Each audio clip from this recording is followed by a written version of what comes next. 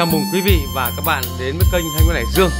Hôm nay Thanh Nguyễn sẽ mang đến tất cả quý vị và các bạn đam mê âm thanh, yêu ca hát, một sản phẩm và một bộ ghép hết sức thành công. Nó đẹp về hình thức và hay về chất âm. Thì những sản phẩm này là những sản phẩm cao cấp thuộc về hãng của CAS, là một hãng nổi tiếng chuyên cung cấp các sản phẩm âm thanh cao cấp phục vụ gia đình cũng như phòng hát. Thì bộ này bao gồm các thiết bị sau: thứ nhất, một mic CAS Mi 8, một quản lý nguồn, một vang số DK X28, một lưng tiếng DE và một củ đẩy CAS BL 4.6X công nghệ Crash 3D và một quả súp 40 CAS hàng hãng vào loa CAS màu đen, có model là SB12. Bây giờ Thanh Nguyễn sẽ mời các bác nghe một bản nhạc vàng, sau đó sẽ nghe bản không lời, chất âm nó sẽ hay như nào. Các bác hãy đeo tai phone và thưởng thức chất âm của dòng loa CF cũng như bộ CF mà Thanh Nguyễn đã combo và cắt gọt trong vòng 2 tiếng đồng hồ. Nó sẽ hay như này, âm nó rất đủ giải, không nhức tai, không trống, không bùng rùng, thôi nhức đầu.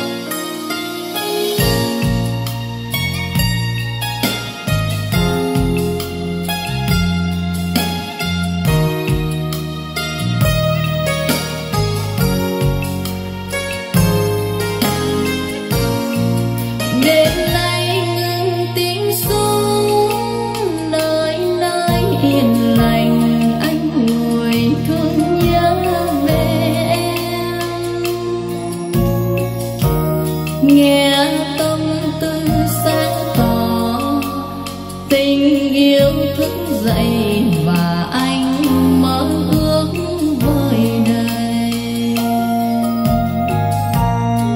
Vì từ đây bình yên, đêm không còn tiếng súng, anh không còn gian lao, xa núi rừng cao mừng chinh chiến tan rồi, anh sẽ trở về cùng em vui trọn lời thu.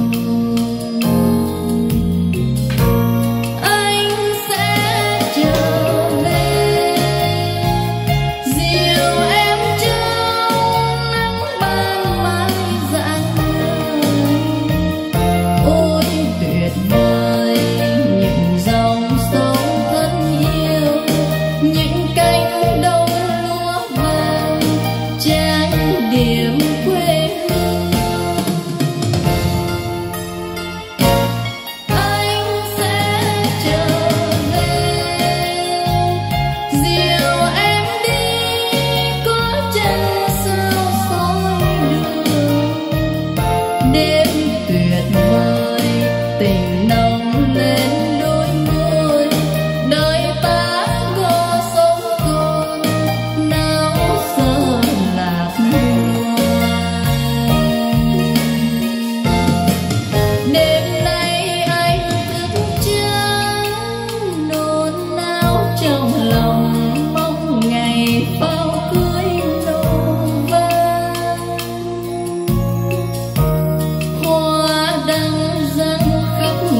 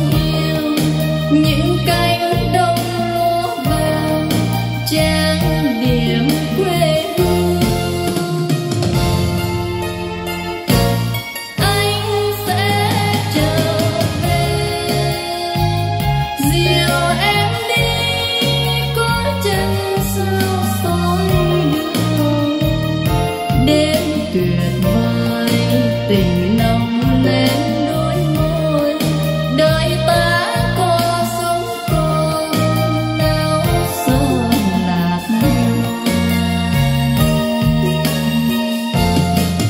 đêm nay anh thức trắng nôn nao trong lòng mong ngày pháo cưới nổ vang, hoa đang dâng khắp ngõ ngày hôn lễ mình thật vui đông đủ bạn bè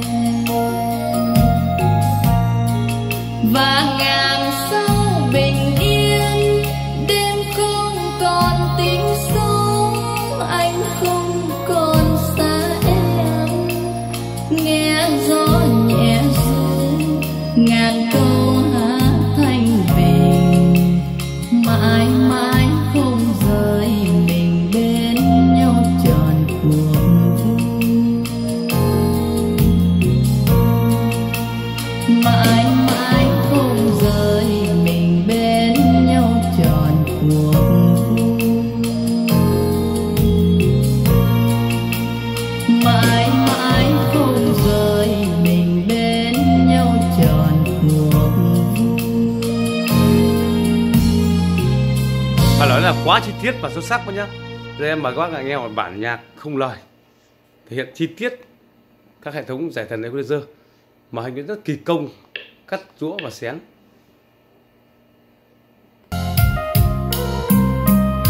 Các nghe tiếng trống nó rất là gọn. Hành Nguyễn đồng hóa pha giữa loa bass và loa súp, cho nên là bánh rất là rung, rất là êm tai. Cái chiếc không chói lòa với dòng loa xe ép này. Xe ép Hành Nguyễn đã làm nhiều, anh biết. Đẹp phê lắm ạ.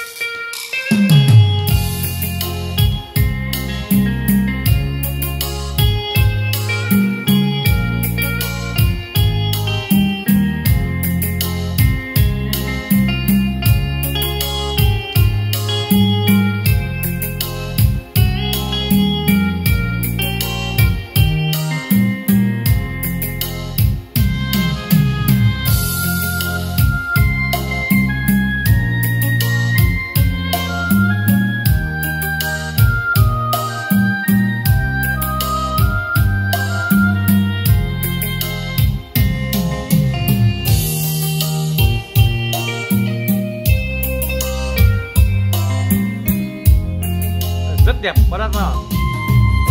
Đây là một bộ ngòi xốp xe ép hàng áng.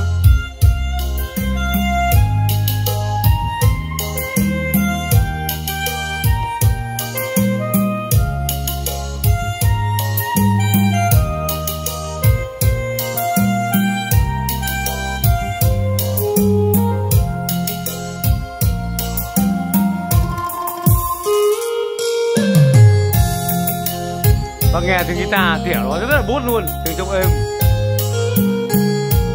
gọn gàng.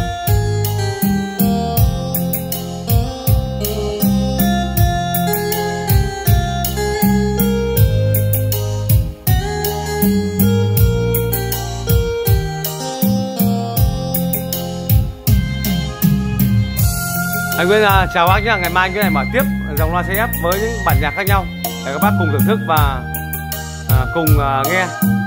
Anh Nguyễn chào bác nhé.